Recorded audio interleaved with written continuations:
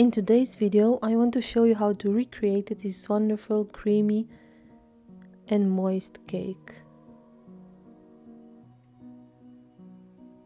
We will start with the water, which is 250 milliliters of water. Then add some butter, 100 grams, or oil, half a teaspoon salt, bring it to a boil, and then add all the flour, 125 grams of flour at once, and take it out of the heat until the flour is incorporated,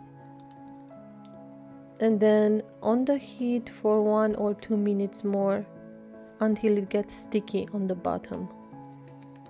After that, leave it to cool until it's just slightly warm to the touch. In the meanwhile, we will prepare 2 baking sheets, and I'm just marking with a pencil a round circle around 26 centimeters diameter. You can also use square forms. Now that the dough is slightly warm only, we will add the eggs. 3 big eggs or 4 small eggs. Mine were small, so I used 4.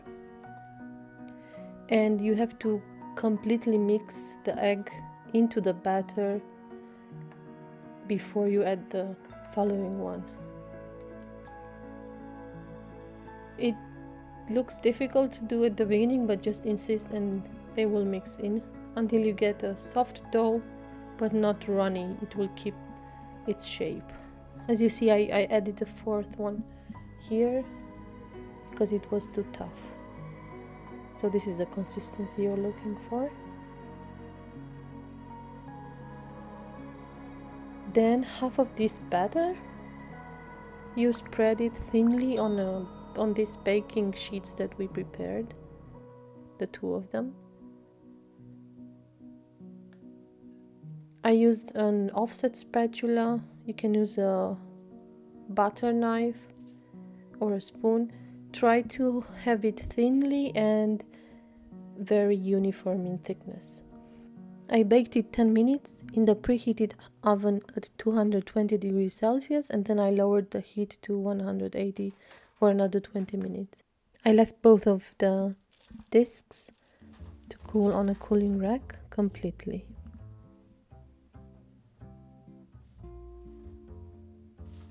This is the second one. Now for the cream, we will use 500 milliliters of milk, but add just a little bit at first and mix it with the cornstarch, 45 grams. Then add the 2 eggs. Mix again. Add some vanilla. I used grinded vanilla pods and 100 grams of sugar. Mix very well and then add the rest of the milk, and I boiled this for 3 minutes on medium heat until it thickened. You have to continuously stir, otherwise it will stick to the bottom. You can see now it's thickened, and after it completely thickens, I will take it out of the heat and mix vigorously to avoid any lumps. If you still have lumps and you don't like them in your food, you can strain this cream while it's hot. And also while it's hot, I'm gonna add the butter little by little. Mine it's cold. It doesn't really matter if it's room temperature or cold, because the cream is hot, so it will melt. So I added 120 grams of butter in 3 batches and mixed very well between all the batches. And after I mixed everything, I cooled it on cold water. You can also just leave it cool at room temperature if you have the patience, and just cover it so that it doesn't dry. And now because it's cold, I filled my 2 circles of dough. You just spread it as well as you can. Press a little bit And then for the ganache, I used 150 grams of chopped chocolate with 150 grams of cream that was just starting to boil, and just mix it until you get this texture. And then you'll pour it on top.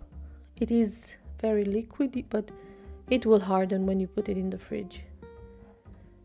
And spread it as well as you can.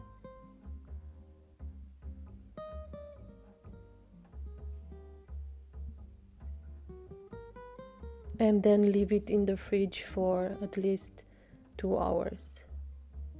I hope you give this recipe a try. You will for sure not be disappointed. Thanks for watching, and I'll see you next time.